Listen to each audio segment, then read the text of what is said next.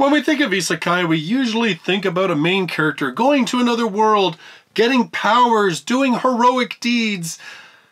And now there's one where she gets nothing, and so in order to survive, she has to become a prostitute.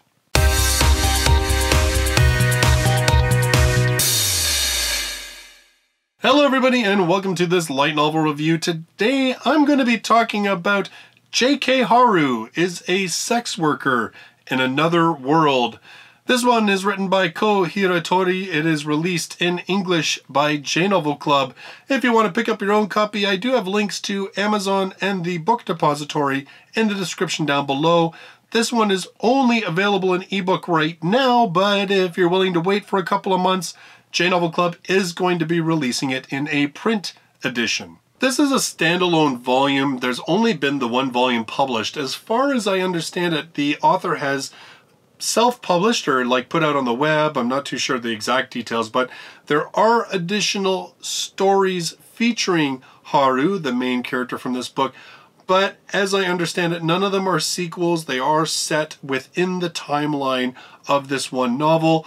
I don't know if that's anything that we'll eventually get. Although I wouldn't rule it out, given that I guess this has done okay for J Novel Club in terms of its sales, if they're putting it out as a print edition. There's no illustrations for this volume. The only illustration is what you see on the front cover, and this one is told in the first person point of view, primarily from the point of view of main character Haru. Now, this one, like I said, it is basically the story of a girl who gets swept up in your very typical isekai type situation. A out-of-control truck barreling towards her. A classmate comes to save her. She and he, well, we can figure they probably got hit by Truck-kun because Truck-kun usually gets the job done. The two of them are reincarnated into a medieval-ish fantasy type world. Chiba, the male, he gets all sorts of cheat abilities. Magic resistance, poison resistance, and he levels up 16 times faster than the average person. Haru gets nothing. And so she decides that really the only line of work that she can do in a world where she can't read the language and she knows nothing about the world is as a sex worker.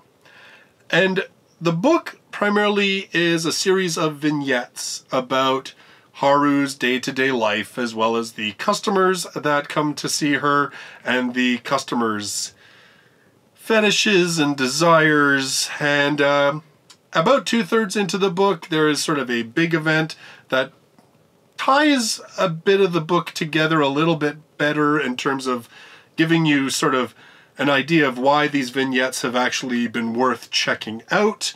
And then, of course, we have the rest of the book.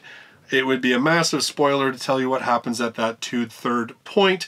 If you decide to read this book, I don't think you should go in knowing that. I kind of knew roughly what it was, and I think it sort of decreased my appreciation of the novel, unfortunately. Now, Haru is a sex worker, and so there are a couple of things that I just feel you as a reader need to know going in. First of all, yes, there is definitely sex in this book. In fact, offhand, I can't think of a single chapter where there isn't sex. The second thing that you should know about is that, obviously, because it is sex work, not all of it is exactly loving, sensual, pleasant sex scenes. In fact, there are scenes where we could pretty much just say they are rape. There are scenes involving sexuality and violence in combination.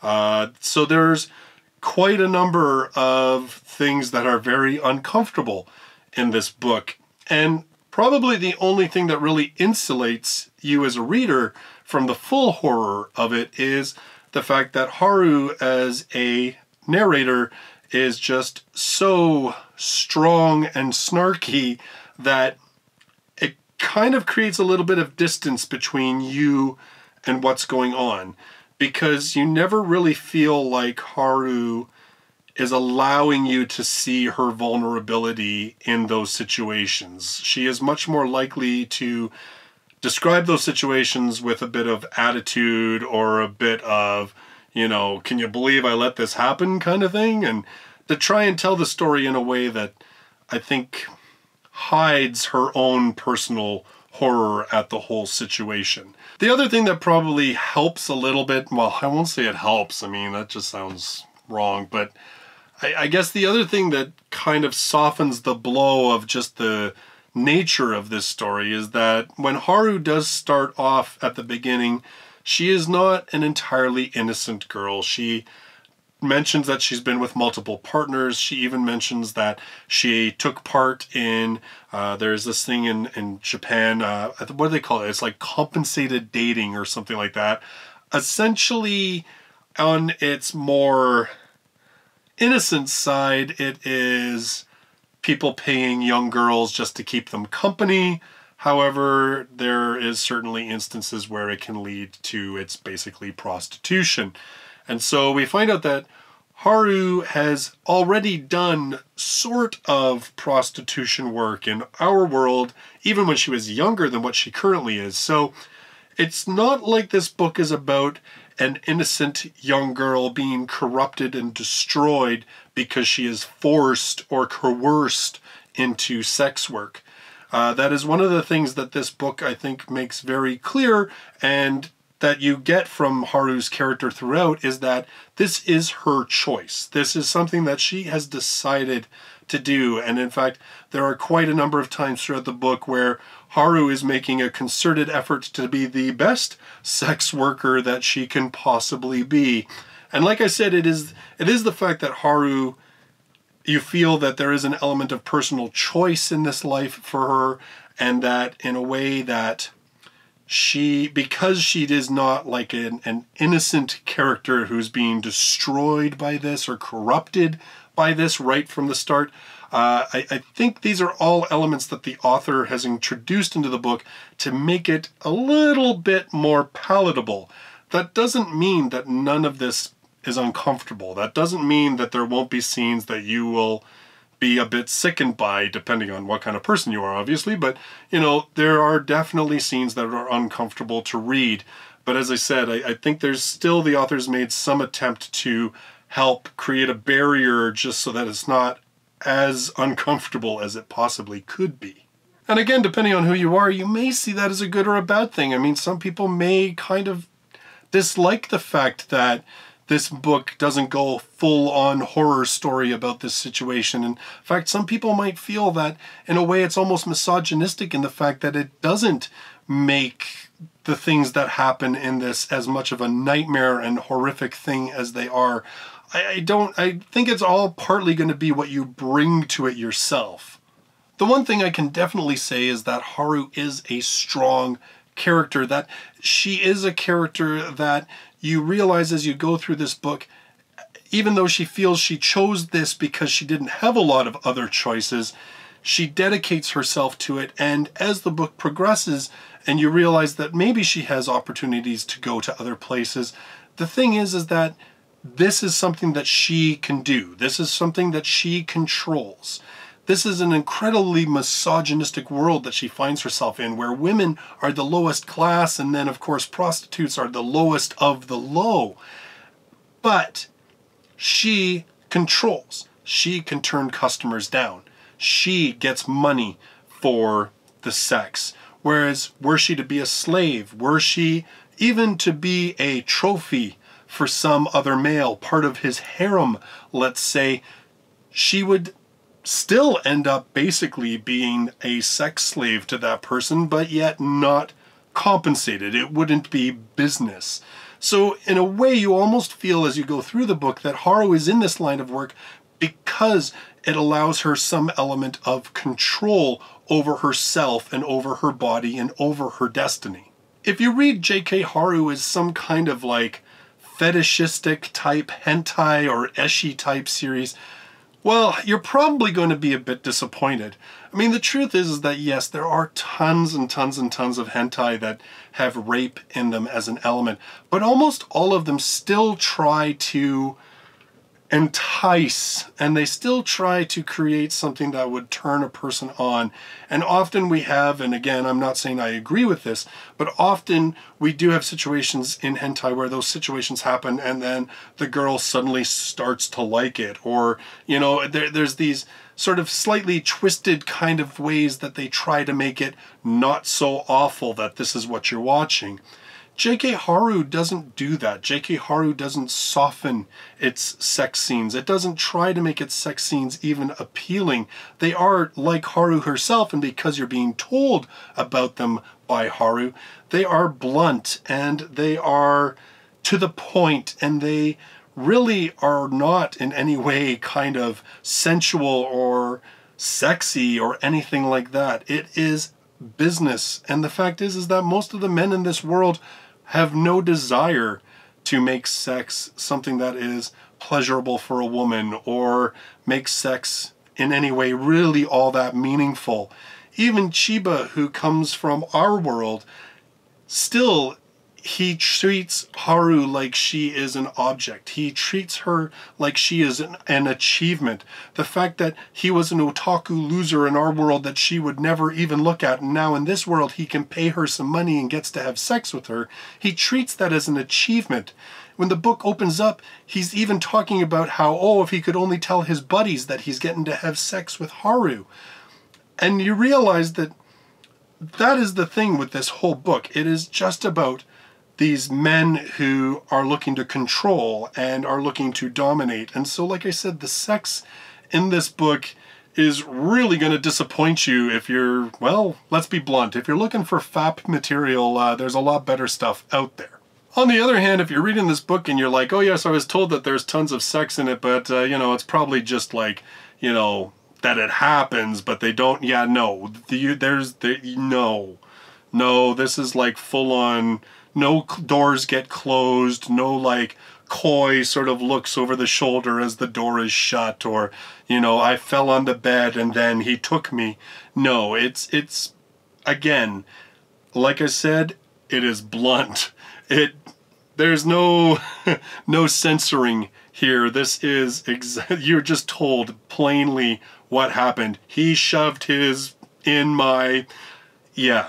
I think really that the best way to read JK Haru and to actually enjoy the novel is to read it from the point of view that it is in a lot of ways a commentary on the modern isekai novel. If you really look at the history of isekai, I mean, before we called it isekai, a lot of isekai stories were actually about empowered women going to fantasy worlds.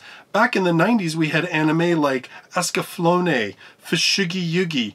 You can even look into Western society and take a look at stories like Alice in Wonderland. They all are very similar. Female characters being taken into another world, becoming a hero in that other world.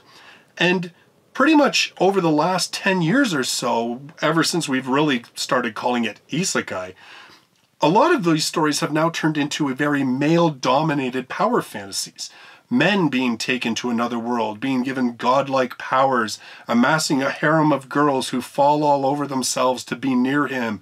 You know, he becomes this, that, or the next thing, this hero or that hero. He defeats the demon lords, all that kind of stuff. He gets taken to this other world and, you know, even if he's reluctant, he ends up becoming some kind of massive hero and changing the world for the better. In JK Haru, this is a commentary in a lot of ways, I feel, about that whole thing. We have the female character returned to the place of dominance in the isekai. But in this particular case, she is not given godlike powers right at the start. Instead, she is just an average girl who has to find a way to survive. And the dude who is given those cheat-like abilities, we realize it's really just a bit of a musclehead who's just completely in love with the fact that he gets to be in an isekai. And for him, as we start getting more into the story and everything else, we realize that he is in a lot of ways very much a caricature of those OP main characters. And again, I don't want to spoil too much about it, but the fact is that we realize that Chiba just wants that easy ride. He wants all of those things that an isekai protagonist is supposed to have. cheat abilities that allow him to level up beyond anyone else with him hardly having to try, a whole harem of girls. He actually, in the very beginning, offers to let Haru escape from the whole sex work. And at that point in the book, she is kind of into the idea of not having to keep doing it. But what's his offer? Be my slave. And he's like, oh, because they don't really have maids in this world. Well, why would you even be her maid? Why can't you marry her if you think so much of her? Which is what he tries to make it sound like he does. Like, oh, I care about you, or you're the only one who really knows who I am. But again, it's just him wanting to make her a item, a part of his collection. He wants to live the isekai life. And we have this character who, as we go along in this world, we find that instead of her changing the world in big leaps and bounds and trying to, you know, oh, I've got all this OP power, so I take down major overlords or corrupt officials and stuff. Instead, it's all these little things like, oh, you know, women aren't supposed to eat alone. Okay, well, instead of relying on a man, all of us girls will eat together. You know, instead of, oh, we're just prostitutes, we're nothing, we're not even people, we're going to put a bench out front of the brothel, and during the day when we're not working, we're going to sit out there and talk and enjoy life and show people that, yeah, you know what, we're human beings too, and we have our own thoughts. And guess what? Just because you pay us doesn't mean that we think that much of you. JK Haru is all about just trying to make small incremental changes in a society and just trying to live day by day and getting through. So in a lot of ways, it is almost like the antithesis of what we have as a typical isekai. And really, I mean, I could probably go on for hours and hours. Like this book, if you really want to dive deep into it and you want to tear apart every little detail, you'll find all sorts of things in it that you can be like, oh, that is really a commentary on this element of isekai. Oh, I can see where in this novel it would have totally gone this way, but because JK Haru is not your typical isekai, it goes a completely different kind of way. There are certainly, I think, some disadvantages to the story because of its structure. Because again, as I said, each one is sort of a vignette that there isn't really a harmony to them until later on in the book. And even then, I wouldn't really say it ties them together beautifully, but it at least gives you the idea of why the author thought it was important for you to see these certain vignettes and these certain characters, customers of Haru's. We do get to see a little bit towards the end. We get a first person's perspective from another female character who lives in the world. So we start to see a little bit about how her interactions with Haru are changing her and changing how she views the world. Again, sort of an interesting little take on the whole isekai thing where, you know, typical isekais, really most of what we see about the harem girls is about how they're madly in love with this main character and part of his harem. But in this, we're actually seeing how a woman is starting to change how she views the world, or she views other people, or views her place in the world because of her interactions with really someone that she just is a normal girl. She, you know, that to me is a very interesting thing about this book. And I think that's why, like I said, if you read it from the point of view of this is kind of like a commentary on isekai, it's a lot more of an interesting novel and has a lot more to say as a novel than if you're just reading it for, I don't know, just even to read it just for the sake of reading it. Just in the back of your head, let that play. I'm not saying you have to read it like it's, you know, some kind of educational document or something like that. Although, wow, some of my textbooks would have been a lot more interesting to read in university if they'd read like this one. But anyway, in any case, JK Haru, I gotta be honest, like, I've been thinking so much about what I wanted to say about this book because, you know, I don't want to spoil it. It's one of those books that I think if you can stomach the idea of reading it, you should give it a try. You know, it's not going to be for everybody. Absolutely. I would not for one second say everyone should just go out and read this book because No. First of all, well, I mean, almost, like, I think 90% of my audience is over the age of 18, so I don't think age is such a huge issue. Although I'm sure there's even 16-year-olds, 15-year-olds that probably know more than I do, so really, I don't even know if that's so much an issue.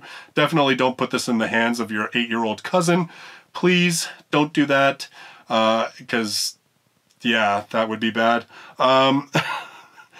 But yeah, it's not going to be for everyone, and like I said, it's not just going to be based on age, it's going to be based on your tolerance level for some of the awfulness that you will read.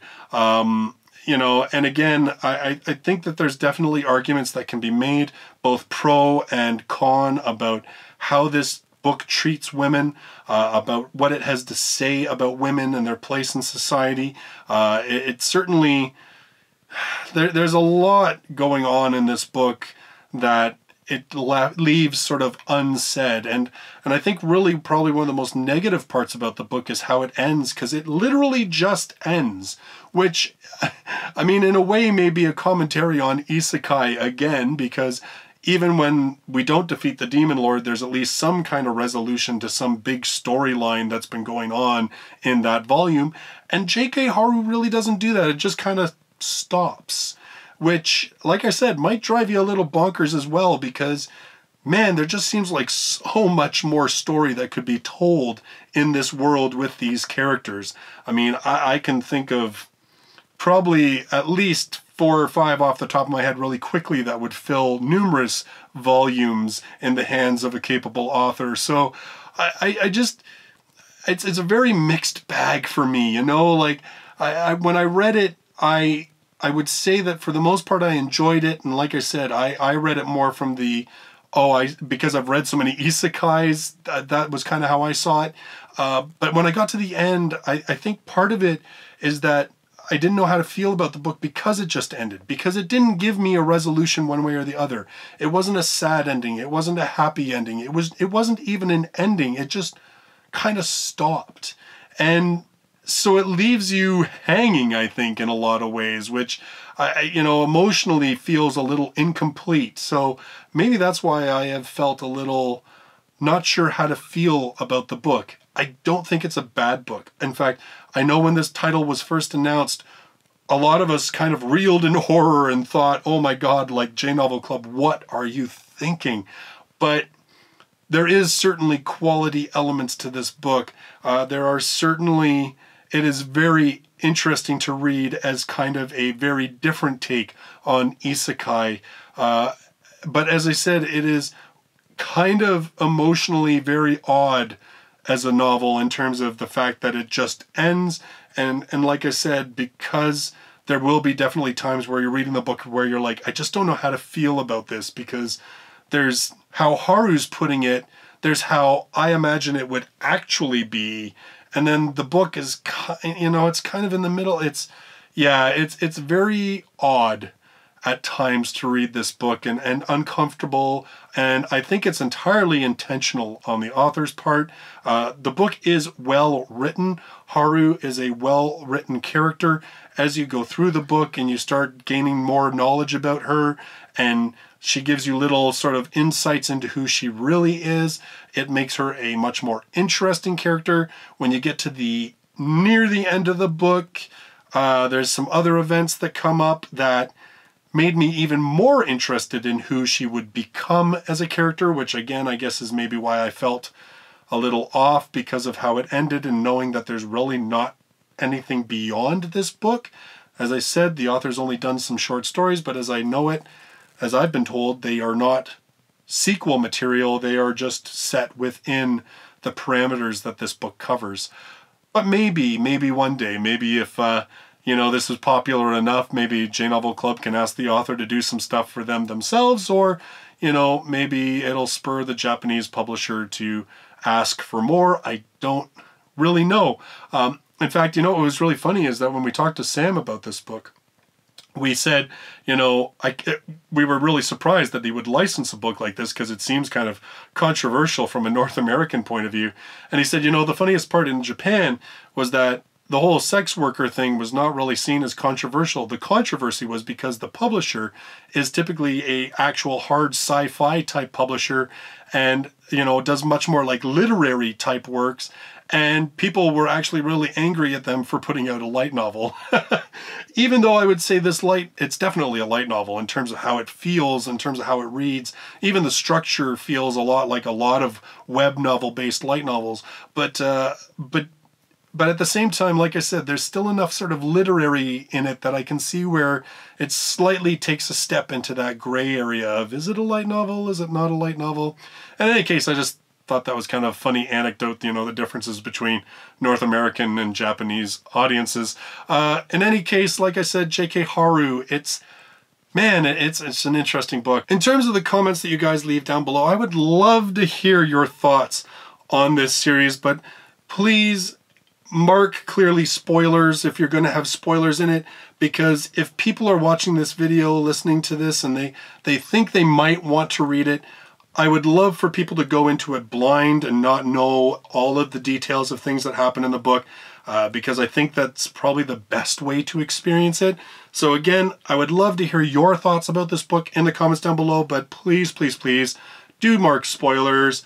If I see any spoilers that are just blatantly out there, I may delete your comment, because again, I want, if people are brave enough to give this thing a try, I think they should be able to experience it as spoiler-free as possible. If you're just watching this video and you haven't gone into the comments, well, maybe you shouldn't read the comments, just in case. In any case, as I said, this one, not the book that I was expecting.